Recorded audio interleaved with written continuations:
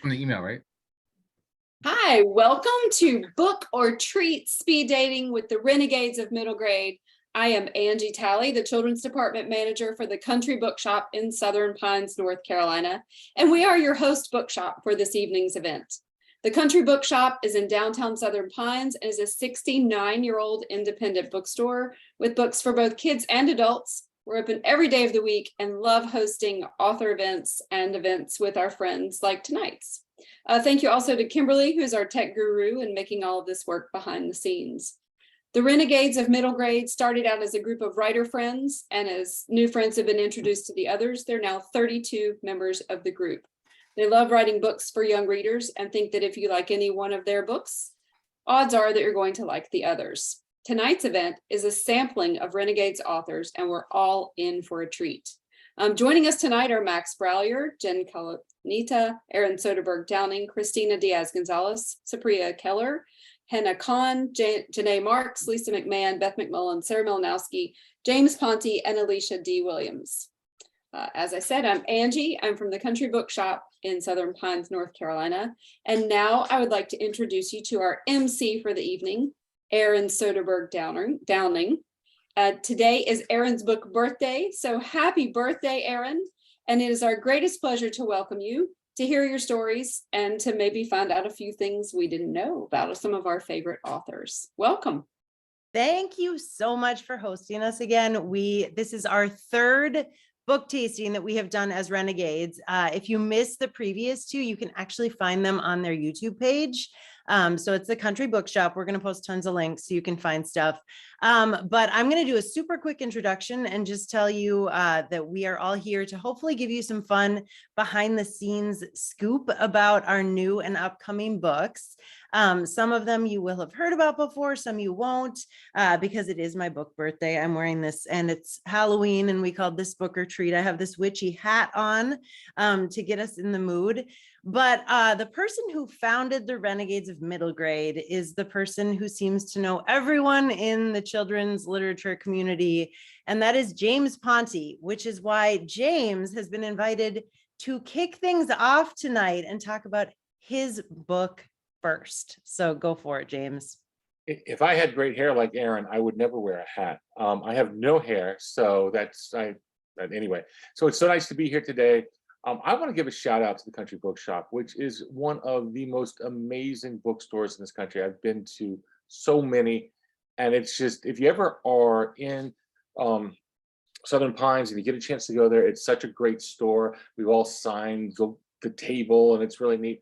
But even if you don't get to go there, it can still be your bookstore. You can order books from them and they'll mail them to you. So I just really appreciate Angie and Kim for hosting us tonight and taking time out for us to talk about our books. So my name is James Ponti. I am the author of 3 middle grade book series. The first was Dead City. The second was Framed, and now I am writing the City Spies book. So this is the first City Spies book. And to tell you a little bit about the series is about 5 kids from around the world who have each been kind of adopted by a British secret agent, and because he doesn't know any better, he raises them as a family of spies, and they go on missions that MI6, which is the British version of the CIA, MI6 sends them on missions where kids can blend in and adults would stand out. So the first one took place in Paris, then the next one went to San Francisco, the third book came out last year and it went to Moscow and Beijing, and I'm so excited because in February the newest City Spies books come out. It's called City Spies, City of the Dead. There's a little bit in Berlin and London, but mostly it takes place in Egypt. It takes place in Cairo and in the Valley of the Kings, which is where King Tut was discovered 100 years ago Thursday. And there's a great thing about King Tut's discovery. It's the greatest archaeological find of all times. And his tomb, after hundreds of years of people looking for his tomb, it was actually discovered by a 12-year-old boy. The water boy on the expedition accidentally came across it and stumbled onto it. And that's where this book starts, because I thought it was a really neat parallel. here I have these stories about these 12 and 13-year-olds and 14-year-olds who do these amazing mysteries. And it turns out in real life, in real history, it is sometimes the case. And those people are often forgotten to history. So we start with that. And then the story takes place, and it's about a cyber attack on London and all these institutions in London, the subway, the Parliament, the British Museum, the National Health Center, and all these. But the solution to solving it requires the team to go into Egypt, to go to the pyramids and into the Valley of the Kings, and try to solve ancient riddles that will lead them to figuring out who is doing this. So it's a really ultra modern crime with a really ancient part, and it was really fun to write. She wanted us to talk about something behind the scenes. So for all of my books, I try to find experts to talk to so that the books are as realistic as possible. So for this book, I actually helped plan the spy mission with the former director of the CIA. His wife is a librarian and she's a fan of the books. And so I got with him and I asked him, you know, how would you plan this mission? This is what I want to do. And he planned it with me like the CIA would plan it, which was really fun.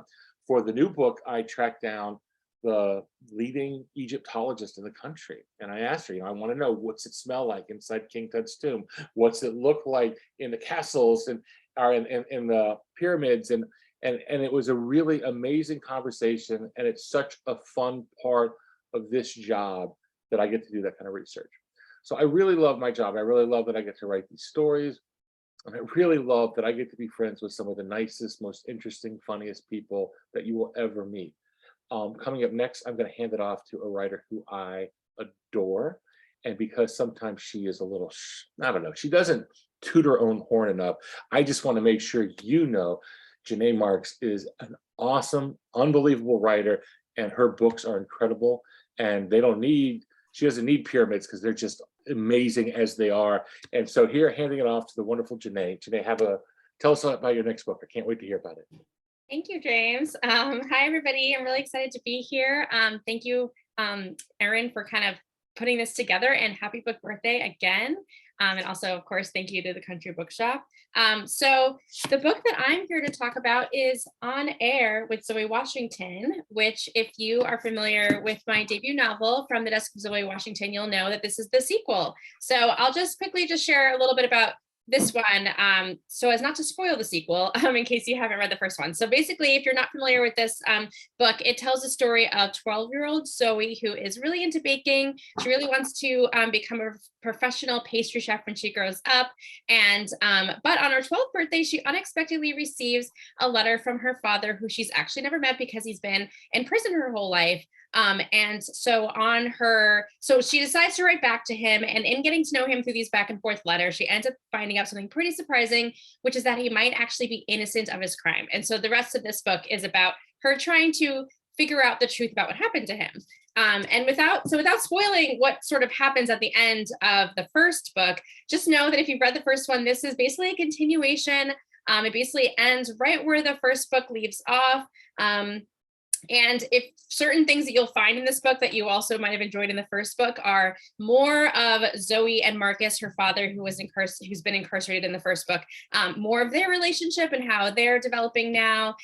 Definitely a lot more baking. You'll also get to see, Zoe a little bit, growing up a little bit. So that's always cool, especially for all of you librarians or educators who have, readers who are kind of on that cusp of middle grade and YA, looking for that upper middle grade, or characters that might be older teens, I guess younger teens, like maybe 13, 14 years old. I know that there are sometimes it can be hard to find books for that age range. So that's definitely in this book. And then finally, there's also still a lot of friendship stories. There's a whole other friendship storyline in here. So and speaking of sort of fun facts or things that we learned, that were interesting about this process. So I actually really was not planning on writing a sequel at all. I really thought the book was done at book one. I got questions from readers, at school visits asking me, oh, is there going to be a sequel? Is there going to be a sequel? And for the longest time, I was like, no, I really do feel like it's done.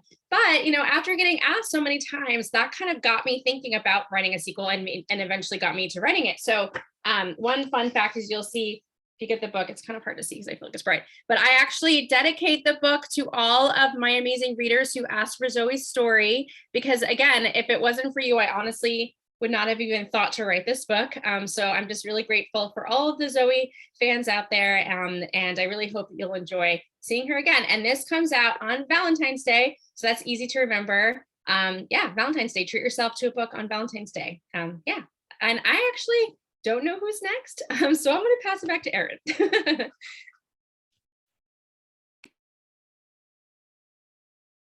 All right, I was muted. I think my family really wishes that they had the ability to do that in my household, but they don't. So it's perfect you passed it to me, because I just wanted to mention that we are having a little bit of technical difficulty with the chat. And for some reason, none of us can actually reply back to you or post links right now. So we're working on it. We see your messages. So if you have things you want to say, like really kind things, we will totally take them. But that's why no one is responding to you. We're trying and just sending a bunch of messages to each other. Okay, so next up is Jen Calonita. Hi, thanks, Erin. Thanks, Janae. So I'm Jen Calonita. I am the author of the Fairy Tale Reform School series, and I write books for Disney as well, like some of the Disney Twisted Tales and the Lost Legends books. And tonight I wanted to talk to you about my latest standalone middle grade, which is called 12 to 22. It is about a girl named Harper who finds out she's been invited to the coolest girl in her grade's birthday party. She's so excited. She's not friends with this group of girls. And so she's so happy to be included. And when she gets to the party, she overhears someone say that she was actually only invited because their moms were friends. And so her mom kind of scored her an invite. And she's devastated, of course. And so she dashes off to the bathroom. She starts flipping through TikTok and she sees this wish filter. Happens to be her 12 and a half birthday. And so she makes this wish to be the perfect age, which in her mind is 22. Her favorite influencer on TikTok is 22. And she just feels like if she was an adult and she was on her own and she didn't have all these school and friend issues, she'd be so much happier. And lo and behold, she winds up in her 22-year-old self's body. She's actually working for her favorite influencer on TikTok, has this amazing apartment, this amazing life. But strangely, nobody she used to be friends with is friends with her anymore. She finds out everybody at work's referring to her as Hellish Harper, and she rarely ever sees her family. And if this sounds at all vaguely familiar to you, yes, it is kind of an update on one of my favorite movies, which is 13 Going on 30. But as I said to my editor, I don't think anyone's aspiring to be 30 now. I feel like 22 is a great age. Taylor Swift says it's a good age. So it felt like a fun jump in time to go from 12 to 22. And what I really love about this book is, while I didn't want to be really preachy about it, I like that I get to talk a little bit about social media and, our obsession with likes and followers and how much time we spend online and how wishing we were somebody else that we see online, knowing that that's not necessarily who they are in the real world. Fun fact about this, very quickly, is, as I said, 13 Going on 30 is one of my favorite movies. And when I was actually a magazine editor in my former life, I worked in a magazine called Teen People, and I was asked to be an extra in 13 Going on 30. And I was extremely excited. I was a huge Jen Garner fan. She was filming Alias at the time, and it was my favorite show. And I was so excited to do this, be an extra and interview Jen Garner. And lo and behold, there was this monkey wrench at work. Somebody else higher up than me wanted to take the assignment, then bailed on the assignment. And the production company wound up giving it to another teen magazine. And whenever I see the scene I was supposed to be in the movie, hanging out in the background, I get so mad. But that's my connection to the movie. And I really hope you'll check out 12 to 22.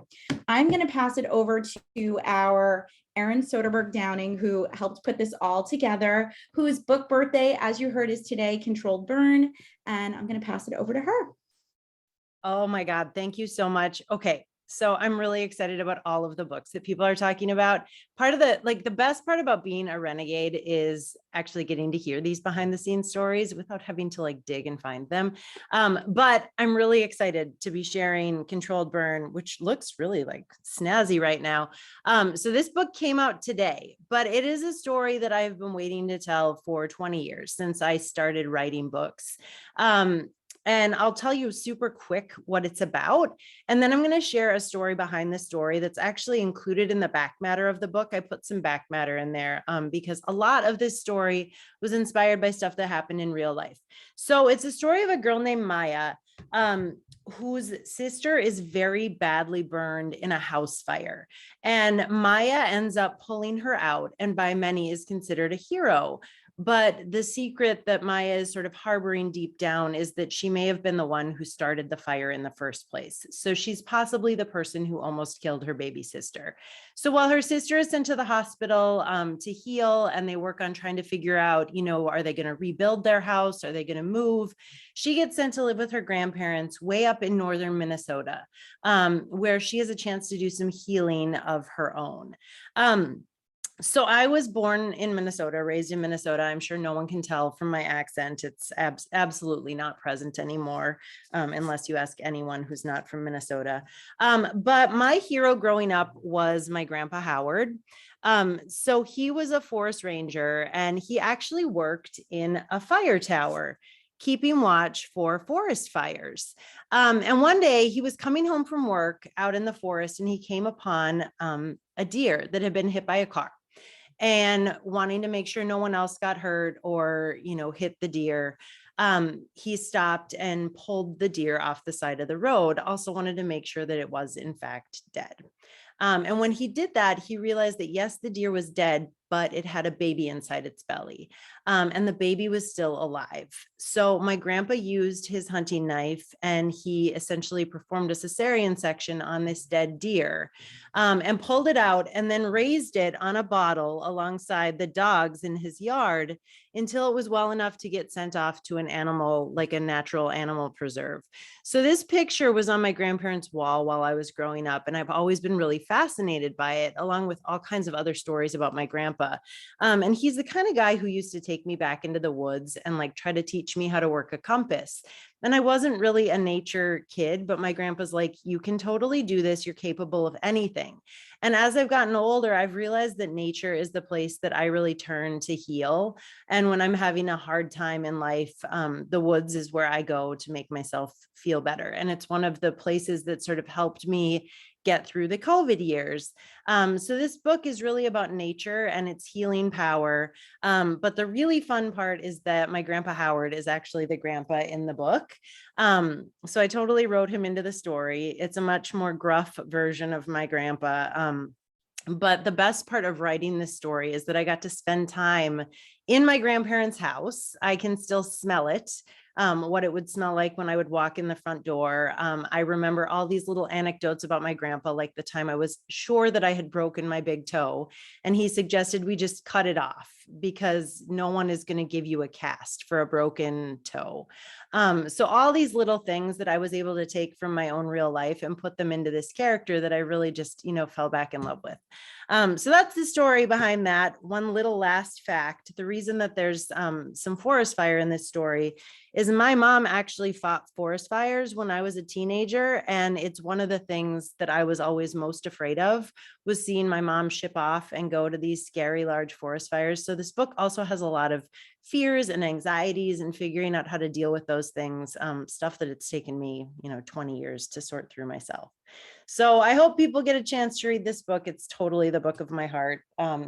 Okay, so I am going to pass it off to Sarah Mlynowski, who is probably one of my biggest inspirations as an author. I started reading her books and was like, I want to write books like Sarah Mlynowski. And I also want to be as famous and best-selling as Sarah Mlynowski someday. So go for it, Sarah. Erin, thank you for organizing this. This is great. Hi, everybody. I'm Sarah Mlynowski, and I'm the author of 45 different books, including the Whatever After series. Just Dance just came out for that one. There are 18 books in that series, And I also co-write Upside Down Magic with Emily Jenkins and Lauren Miracle. And Upside Down Magic now has a movie on Disney Plus, which just came out a few years ago, which is really fun. But today I'm talking about Best Wishes, my new series. Yay, Best Wishes. This just came out in September. And Best Wishes book 1 is about Becca Singer, who is a Jewish 10-year-old city kid who lives on the Upper West Side of New York. And you can see her walking here in New York. This is my first book that's ever been illustrated. So I'm so excited about that. Maxine V did the art in it. And at the beginning of the book, Becca has a terrible day at school because her best friend tells her that she no longer wants to be best friends anymore. And Becca is miserable and she is really sad, and she goes home. And outside her apartment, there is a mysterious package waiting for her. And inside the package, there is a bracelet that looks a lot like this, and a note, mysterious note. And the note says, "Because you're blue, this bracelet is now for you. Speak one wish to make it true. There are some things it cannot do. Keep the box to mail the magic off when you are through. Take care and beware. Hugs and kisses and best wishes." So Becca's thinking about this. She's wondering, okay, why do I have this? There's no such thing as a magic bracelet, but the bracelet's kind of cute, so maybe I'll wear it. So she wears it to school the next day, and she has another bad day. And then she says, why not? And she wishes that everyone wanted to be her best friend. Everyone wanted to be her friend. And suddenly, not only is her ex-best friend wanting to be friends again, but everyone in her class wants to be her friend. Her teachers want to be her friend. The principal wants to be her friend. Her mom wants to be her best friend. And life starts to get a little bit chaotic. And Becca starts to wonder if maybe her wish has become a little bit of a curse. Now, I won't tell you what happens in the story, but I'll say that at the end of the book, Becca passes on the package and the magic bracelet and mails it to another girl. And the package goes to a girl named Addie in Columbus, Ohio. And I'm co-writing book 2, which comes out in April with Debbie Rigaud. And Addie gets to make her own wish. And book 2 is going to be her story. Although Becca is going to appear in the next book. And as the magic bracelet and the package get passed on, and hopefully lots and lots of books, then every new kid is going to make their own wish. And the kids who've already had their wishes will start to FaceTime and text. So those kids will still be in the rest of the books. And the third book in the series is co-written with Christina Diaz. I'm really excited about that. And the bracelet's getting shipped off to Texas, and that will be book 3, because this series is really about how it's really about magic and wishes coming true, but that how connection and collaboration are the true magic. And now I'm passing it on to Hena Khan, who I adore, and who hopefully one day will write a Best Wishes book with me, maybe. Ooh, I would love to. Thank you, Sarah. Hi, everyone. It's so fun to be here talking about all these amazing books. Congratulations to all of you. I'm here to talk about my brand new series, which just launched in April with Zara's Rules for Record-Breaking Fun. You all might have met Zara before. She's the older sister in my Zaid Salim Chasing the Dream series. This is the first book in that series. And in the bind-up version of this series, you actually see Zara on the cover, but I don't have that handy. But the second book in the Zara series, Zara's Rules for Finding Hidden Treasure, just came out a couple weeks ago, and I'm just in love with this cover with the sparkly treasury glitter. But Zara is a girl who's kind of inspired by me and my childhood in some ways. The series was really born from being trapped during the pandemic, and one of the positive things about it was hearing all the kids playing outside in droves, and it made me think about my childhood and my neighborhood. And I really wanted to write a play and antic-filled series, a lot like the Ramona Quimby series that I loved so much as a kid. And I just really wanted something that had that same spirit and energy. So Zara is a girl who loves to try different things and is really likes to make rules to make things go, the way she wants, but of course nothing ever does. And in this book, she actually has her brand new bike stolen at the very beginning of the book. And it's brand new. She didn't lock it because she wasn't used to locking her bike since her old one was such a clunker.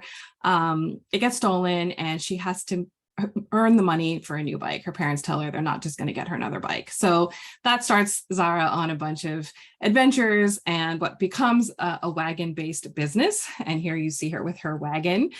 This is inspired by something I did as a kid. And a lot of the kids in the neighborhood, especially the Goldstein family that lives across the street from Zara's family, is inspired by my real family friends, my dear lifelong friends, and their daughter Naomi, who's like a sister to me, features heavily in the series. So Zara and Naomi start this wagon-based business, much like real Hena and Naomi did in real life.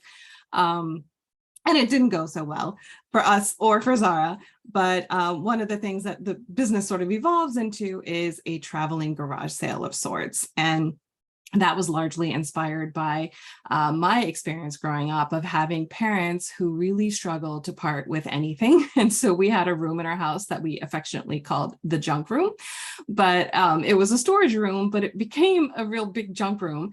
And everything that, really probably should have been either donated or recycled or thrown away somehow made its way into that junk room. I know many of us struggle with this, but when I was growing up, a lot of it in hindsight made no sense. Like appliances that no longer worked would go into the junk room.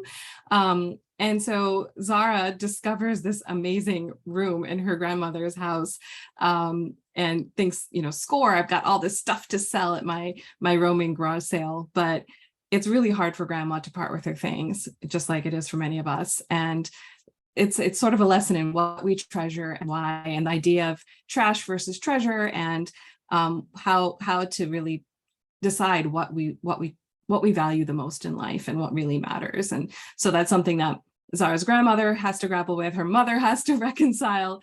And it was so cathartic for me to write the scene because I could have it play out the way I wish it would in real life. But also I know a lot of kids are dealing with that, right? Kids have junk and stuff that they need to part with, and some of them find it harder than others. So Zara sort of has to figure this stuff out too.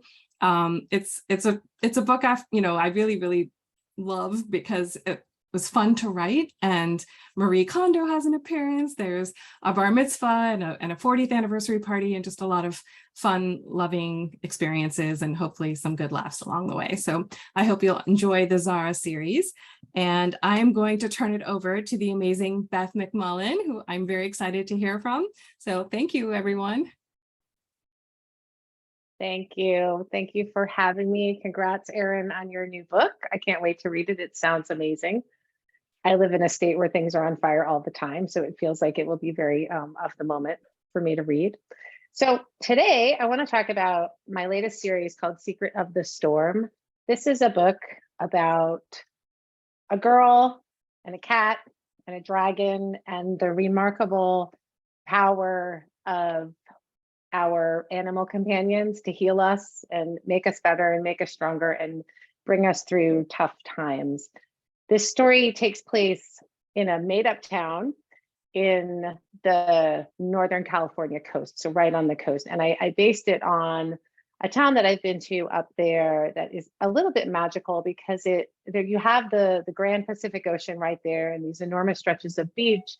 And then coming almost down to the water are the redwood forests, the old growth redwood forests, which are spectacular. If you ever want to feel kind of your place in the universe, being among these trees is really significant. And there's this beautiful river that kind of runs through. And I remember thinking when I visited there, this was during COVID, that if there were fairies that really lived among us, this is where they would be. It's just so beautiful.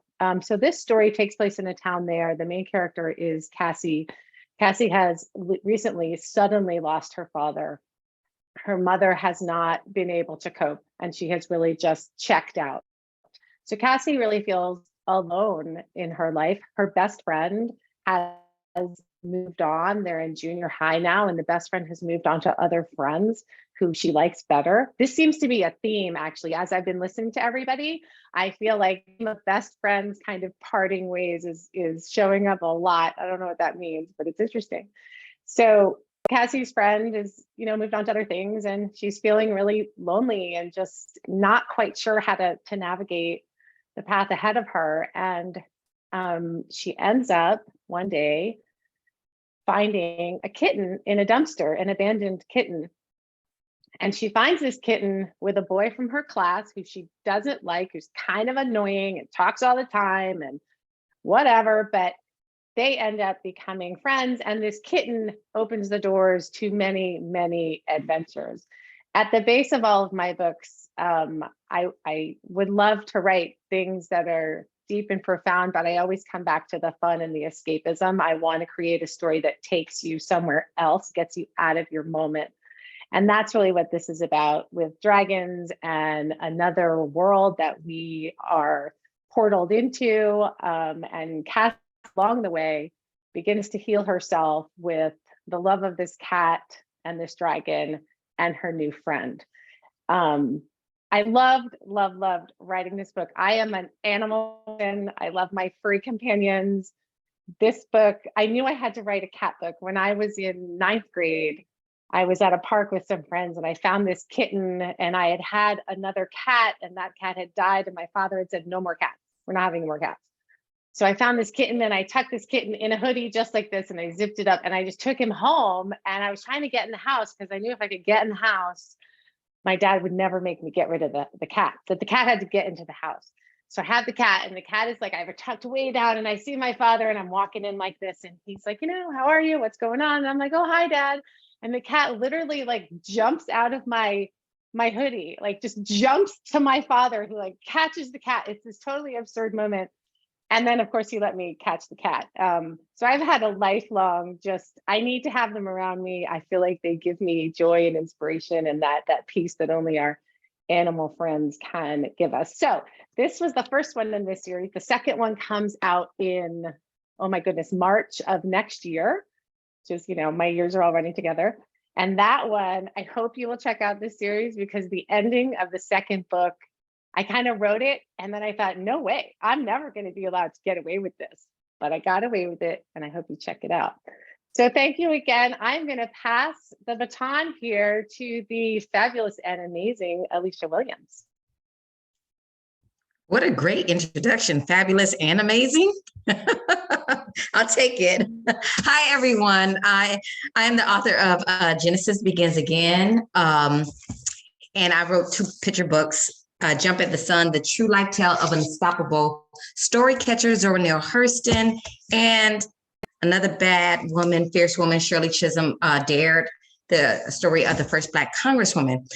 I say that because I was in COVID and I didn't get a chance to talk about them. But I'm here not to talk about them. I'm here to talk about my new book called The Talk. Now, this talk is, we all get to talk. We all have gotten to talk, whether it's talking about keeping us safe, talk about whether we're a girl or boy, whether we're playing with friends or we're playing solo, whether we're going to school or not. We get these talks from our parents, from people who love us, people who care for us. And this talk is particularly for the talk for Black and Brown children. And it's a talk that we've been giving our children since the days of slavery, since Jim Crow, since, telling our children how to survive, how to come home alive, how to keep your head down, how not to look white people in the eye. So many ways this talk has evolved. And during 2020, we all were suffering, and I was dealing with a lot of grief. And this story woke me up. And I tried to give the story away when I tried to really write it. I tried to give it to a male because I was like, I'm going to have blind spots. Even though I gave my daughter the talk when we would shop, in a boutique, like you cannot go in go in your purse. You have to go in the center aisle. I don't want anybody to think you're stealing. And when she started driving away for college, did I prepare her enough with her anxiety? If she gets pulled over, what would happen? Or when she was away at an Airbnb, keep your cell phone on all the time, because I don't want anyone thinking you're breaking in, because at the time during 2021, so many people were policing people in spaces, regular citizens. So this book still chose me, even though I tried to give it away several times. It chose me And I don't ever give the talk. In fact, it's a sweet story of Jake and his friends, and he introduces you to, oh gosh, my light is too bright and I can't show it to you. Oh, there it is. He introduced you to everything he's proud of, from his wallet to his super duper fast running shoes and his growth chart and how he grows and the car he'll get to drive one day. And eventually, as he grows, he is no longer cute. He is looked at scary and his family worries about him. But you never get the sense of him noticing or his friends noticing. And you'll see through the beautiful illustrations, the background speaks volumes. And I never give a talk in the story because every talk is different for every family. And when we talk about windows, mirrors, and sliding glass doors from Dr. Rudine Bishop Sims, this is definitely a windows, mirror, sliding glass door text. And I never give the talk. It's just all visual. It's all visual. So and then it ends on a very joyful note, I hope. So it's not a story for just Black children, not a story for just brown children. It's a story for all families who want to make this world more equitable for their children, more accepting, and to hone in so we can be better allies for each other. The secret behind this, I was working at a private school, predominantly white, and there was this little boy named Kyle from kindergarten. From the start of kindergarten, he would be pulled out of the classroom and he would be talked to. And I would see him pulled out, talked to, given the talk. And I was like, he is always getting in trouble for being wiggly, for being chatty, for the same things that his classmates were doing. And then as he went on to first grade and second grade, still he already had a file. And my heart always went out, and I felt guilty because I never said anything like, hey, do you realize what you're doing? You're signaling him out. Do you realize, but I never had the courage to have that talk with my fellow teachers. So one day, and I started teaching as a co-teacher in the art room, and his class came in, and he's like he was the only Black boy in the classroom. And he was wiggling on a carpet with his two other kids. And the art teacher was like, Kyle, stop it. Kyle, and put Kyle in a chair. And the other two boys, they didn't get in trouble, but Kyle was sat in a chair. And this was what it hit me, how important it is that we have to be diligent on how we treat biases, labels, and stereotypes. One day he was trying to go to fill up his water for the watercolors. And I said, Kyle, sit down. I embrace everything that the other teachers did. I said, Kyle, sit down. What are you doing? Like, you're a troublemaker. And he just started bawling. He was like, I just want to just get my new water. And I was like, oh my gosh, I did it too. I'm so sorry. I did it too. And so that's why in the middle of the night in 2020, the voice woke me up and chatting like, look at my shoes, look at my this, look at my that, and would not let me go back to sleep until I wrote it down. And that voice, I tell you the truth, that voice, that little energy, it was Kyle. It was Kyle. So I hope you enjoy it and get it.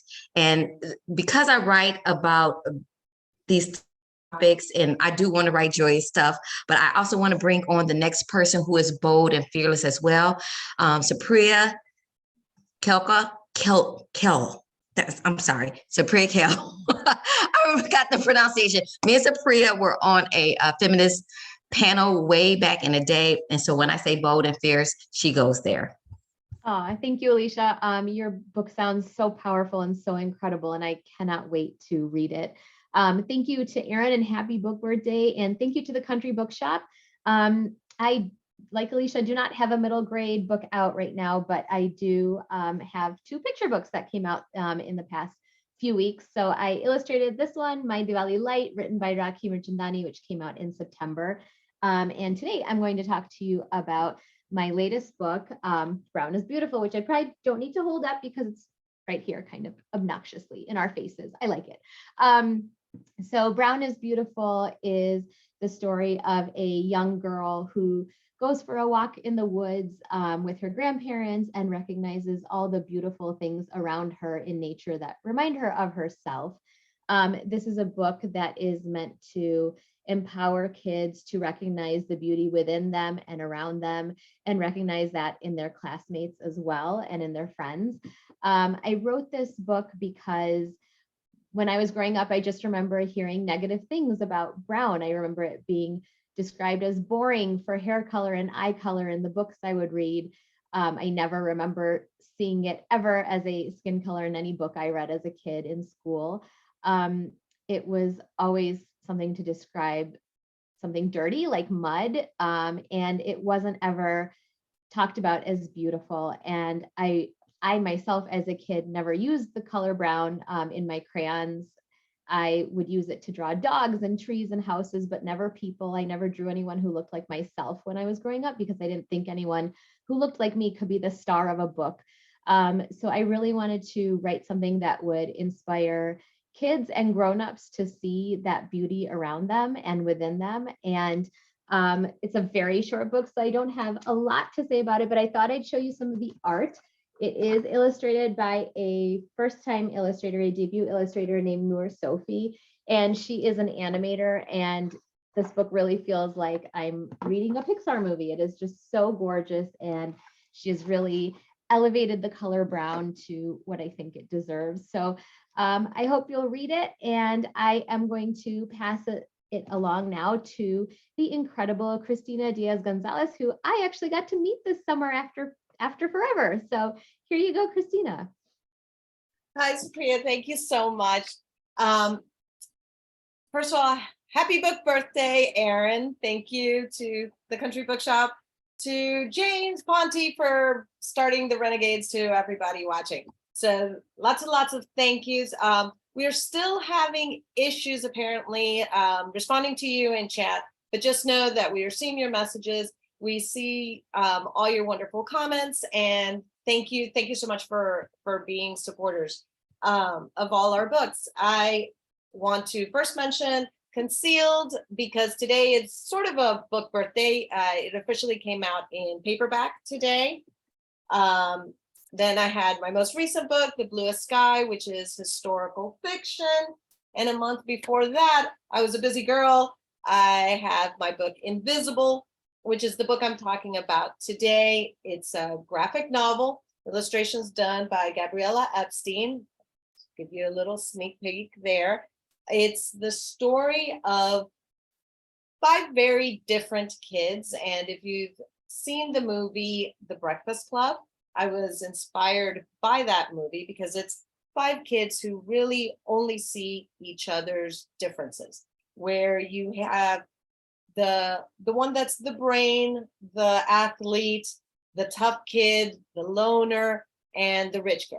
And even though they only see each other's differences, the world only sees them as the same because all 5 of them are Spanish speaking. And even though they have very different levels of Spanish fluency, some of them, like George, he understands Spanish, but he doesn't feel comfortable speaking it. He was born in the US, but of Puerto Rican background. And they're actually each one from a different country, a different Spanish speaking country, where you have 3 of them who just recently arrived and are ESL kids. They are learning English. They really don't know much English and have trouble communicating. And the beginning of the book is actually the end of the book because it starts with pretty much what would be considered like the final chapter. They're being questioned about an event. And because 3 of them don't speak any English, they have to call in the Spanish teacher. And so as each one of them recounts their side of what happened during this event, when it gets to some of the characters that only speak Spanish, you see them, don't know if you can see it kind of there, but they speak in Spanish.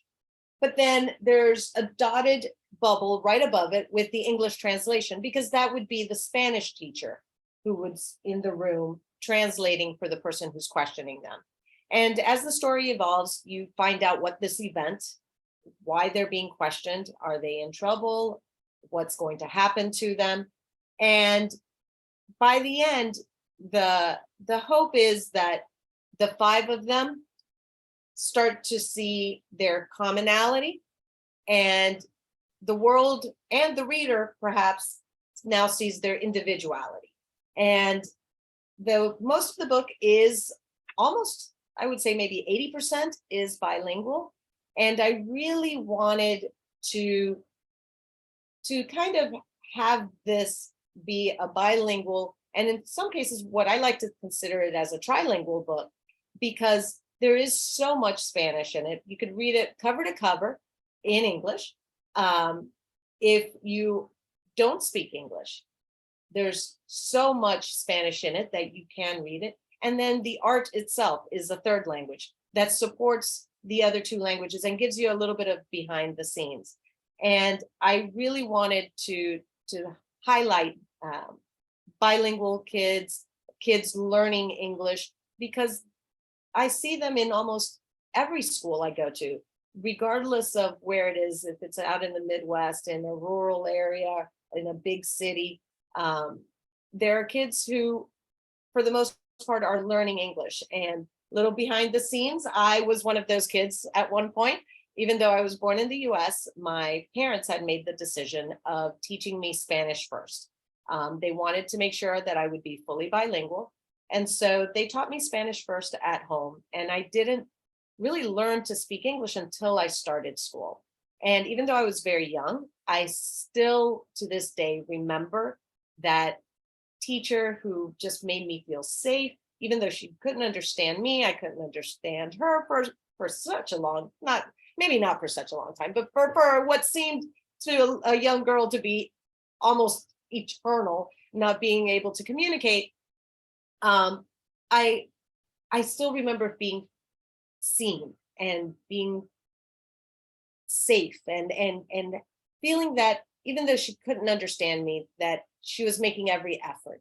And to this day, she is still one of my biggest fans. She found me on Facebook a while back, and every time I post anything, she's often trying to beat my mom into saying something very nice about one of my books. So it's amazing to be able to connect with her and with readers, and pretty much again make these invisible kids feel seen. And so with that, I'm going to go ahead and pass it on to someone who makes kids, even the last kids on earth, feel seen, the amazing Max Brallier. Take it away, Max. Hi. Thanks, Christina. I do make kids feel seen. That's my thing. No, it's not. It sounds weird like that. Never mind. Ignore that. So I'm Max Brallier. I write the Last Kids on Earth series. This is the new one, which came out in September. The Last Kids on Earth and the Forbidden Fortress. And this is a shark from my Halloween costume.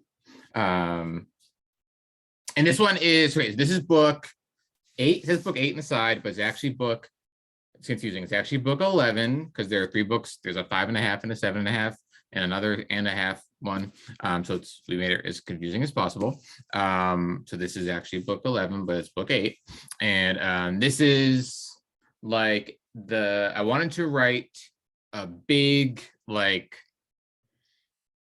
mission movie as a book. So this is like Dirty Dozen or Guns of Navarone, but for 4th graders.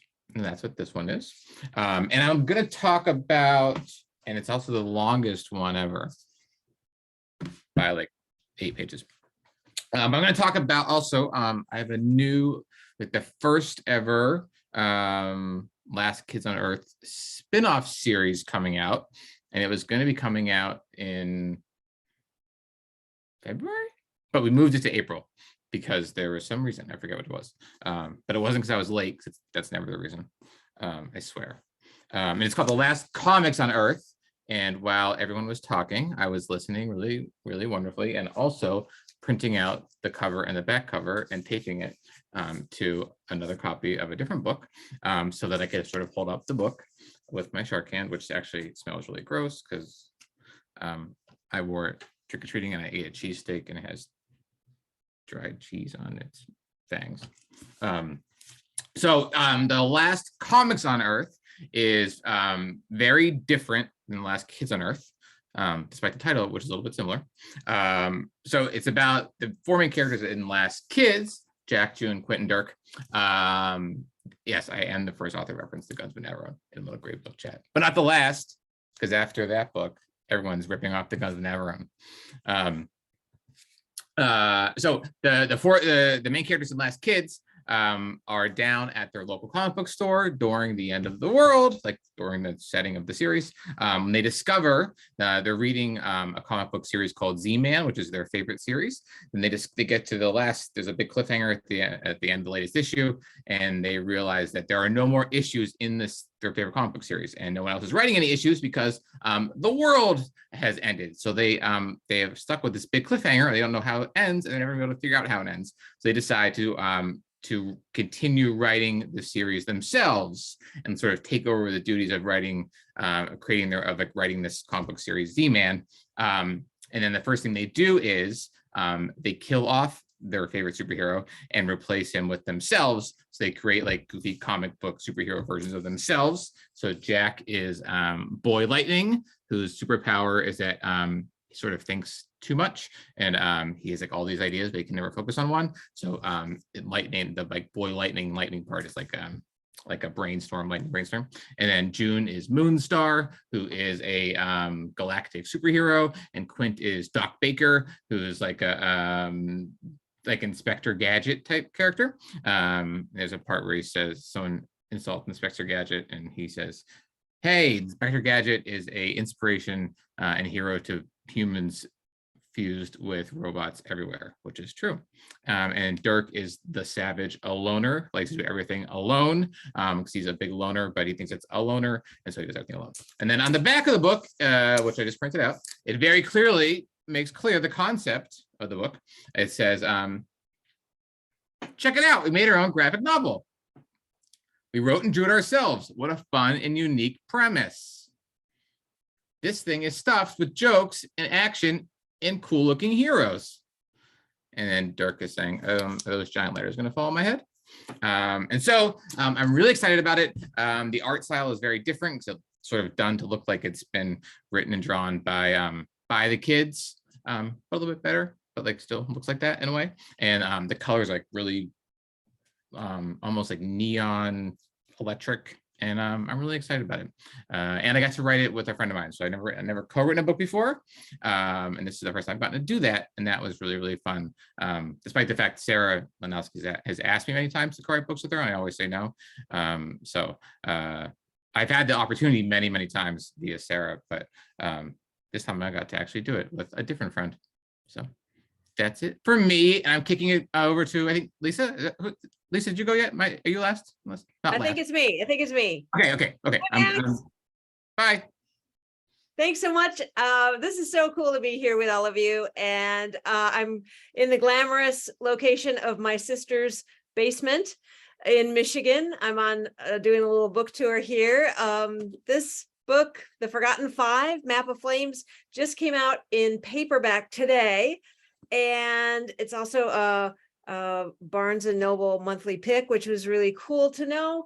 But I think you should actually buy it from the Country Bookshop. This is the story of 5 supernatural kids who are raised in a deserted hideout, who enter civilization for the first time ever to search for their missing criminal parents and the stash they left behind. So these kids have lived in this tropical hideout their whole lives. They don't have electricity, they don't have technology, but they know about this stuff because their parents were supernatural criminals in the big city of Estero. They escaped from there 15 years ago to the hideout, had their families, and a few years before the book begins, those parents started to disappear. A few of them left to get supplies, never came back. 4 more left to look for the first 3, and they never came back. And it just left one parent with these 5 kids, and he got sick and has passed away.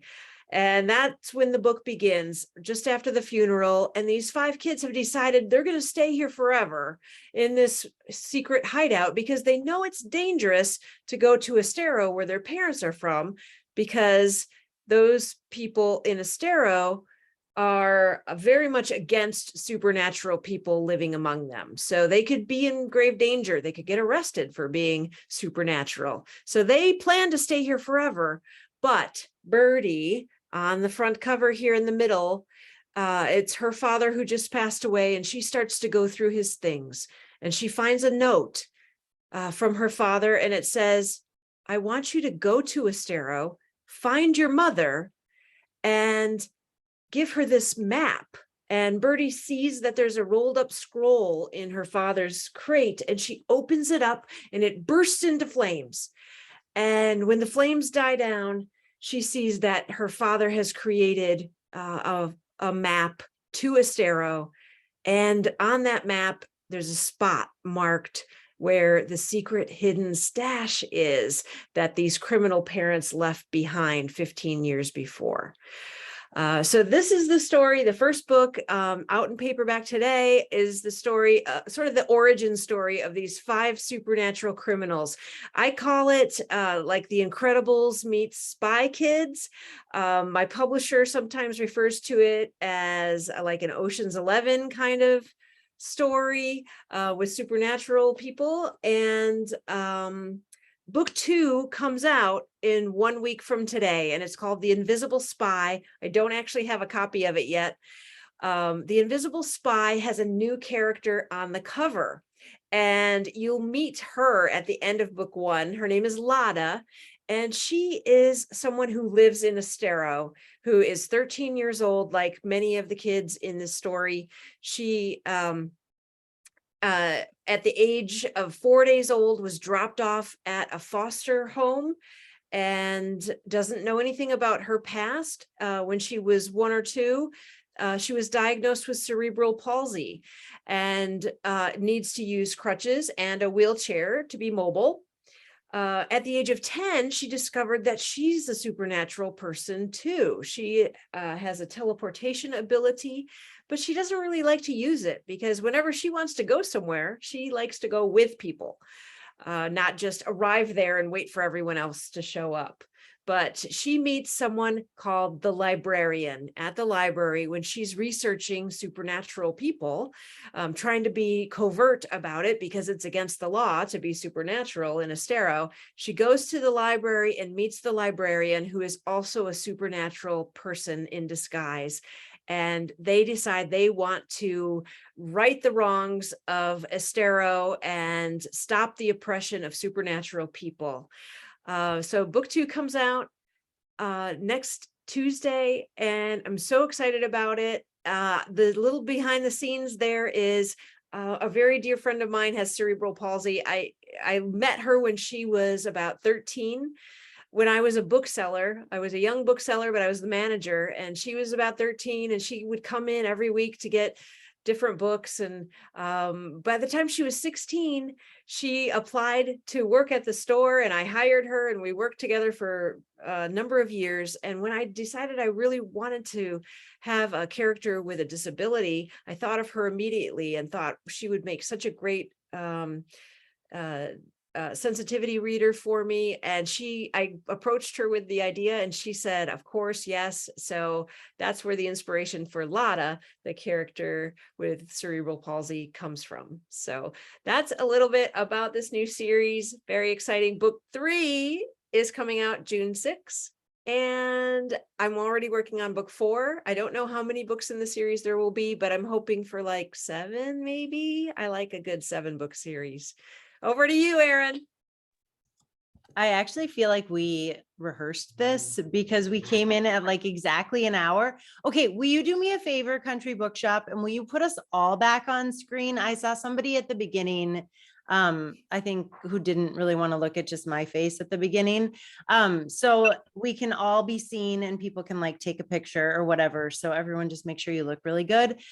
So Lisa had a fun idea. Anyone is welcome to leave who's done. I'm sure you're all fried, teachers, because it's the day after Halloween. But if any authors have really funny questions that they've gotten from kids, we thought that would be a fun treat. I'm going to start it because this happened to me last week, and I'm really sorry if the librarian who hosted me for the most amazing visit ever is on here, but this just made me die.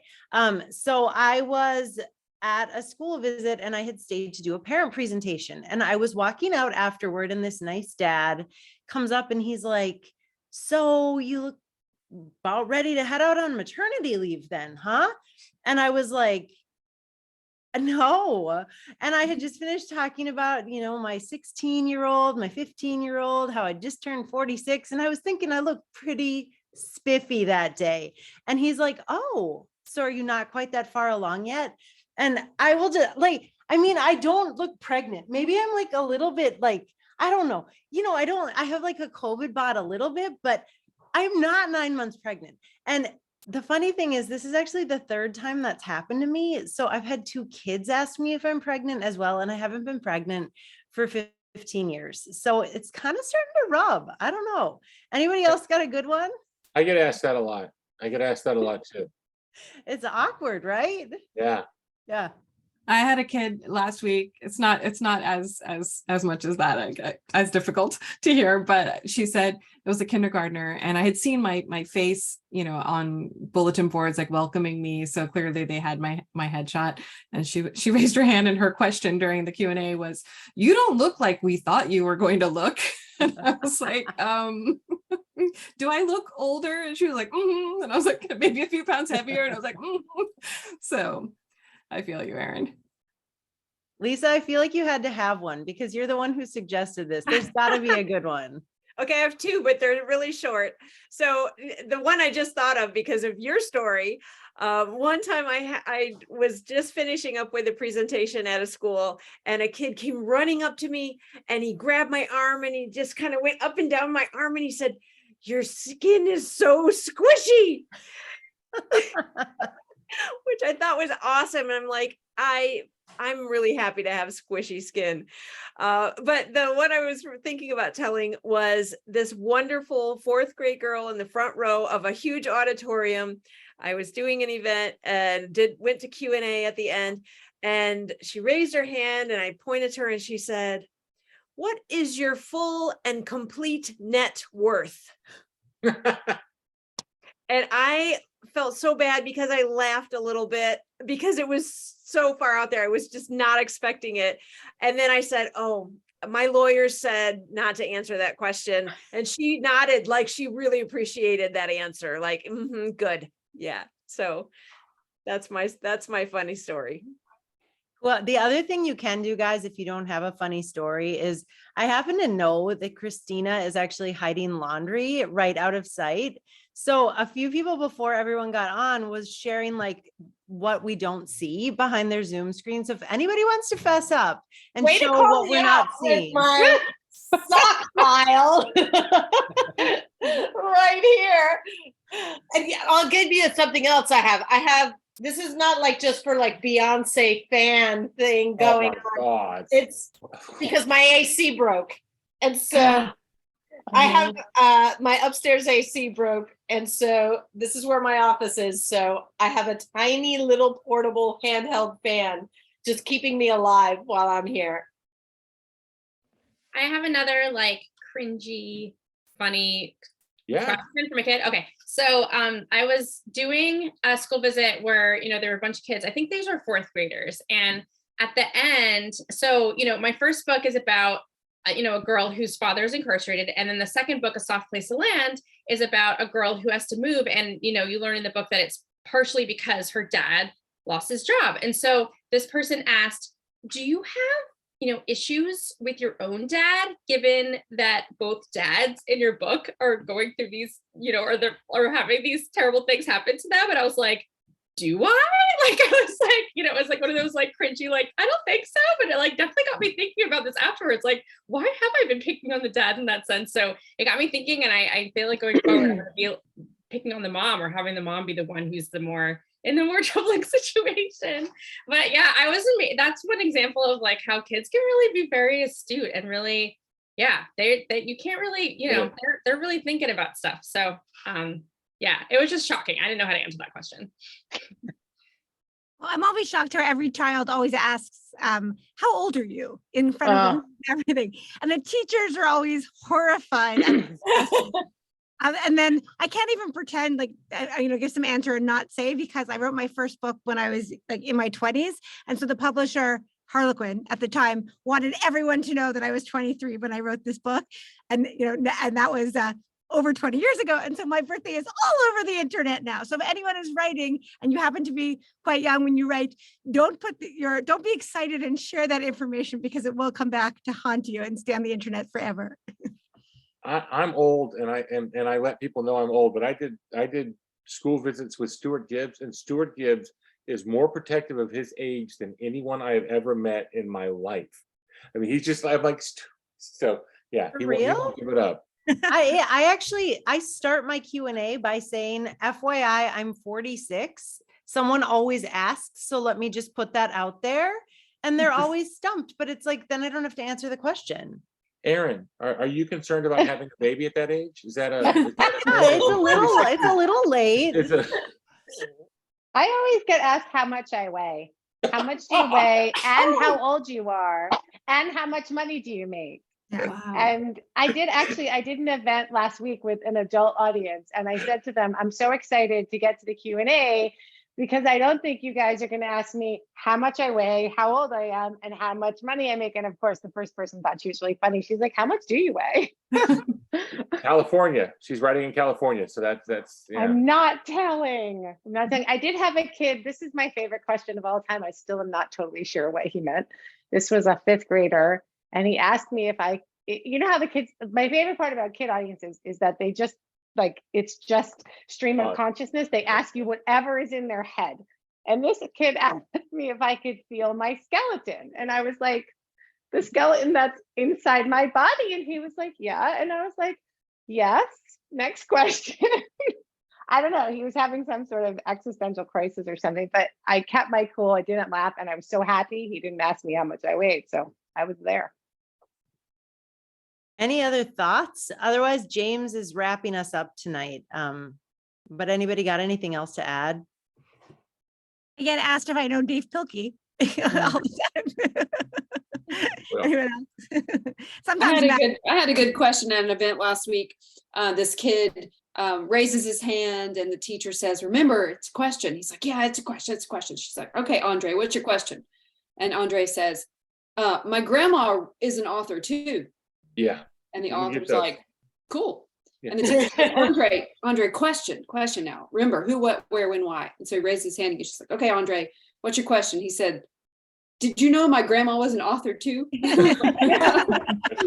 Oh, buddy. He's got a future in PR.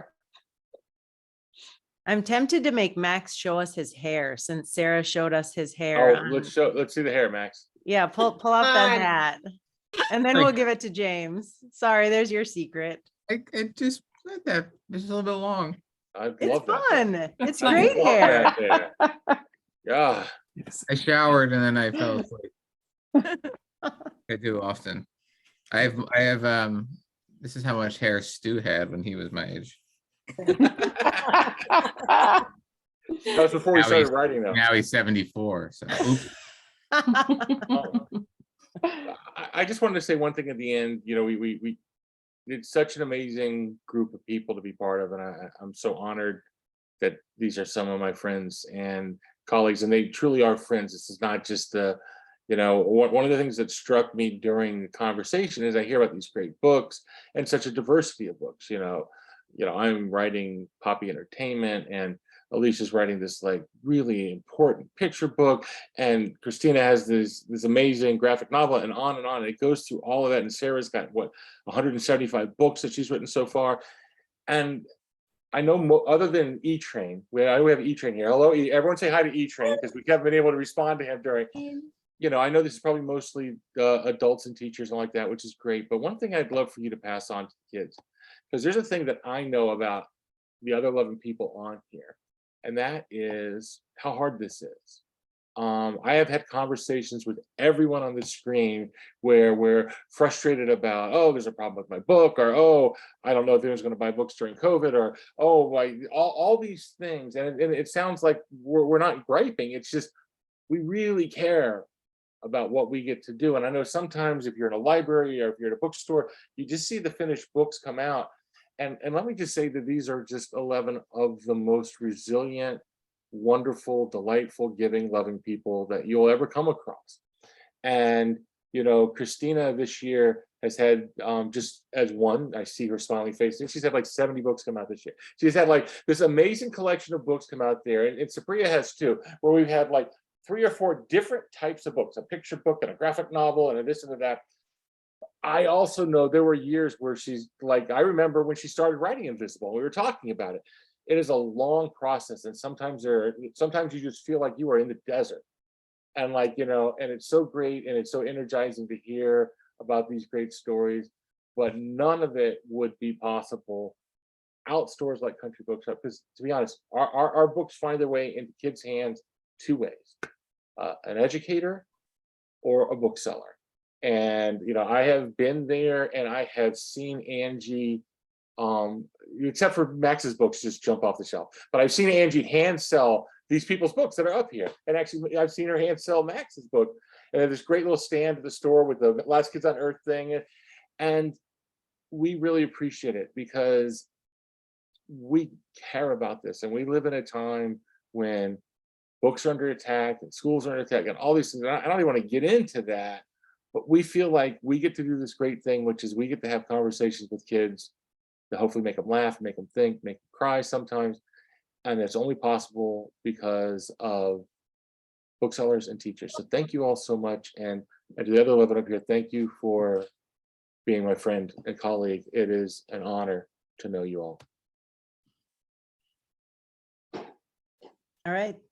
Thank you, James. That was lovely. Hey, James.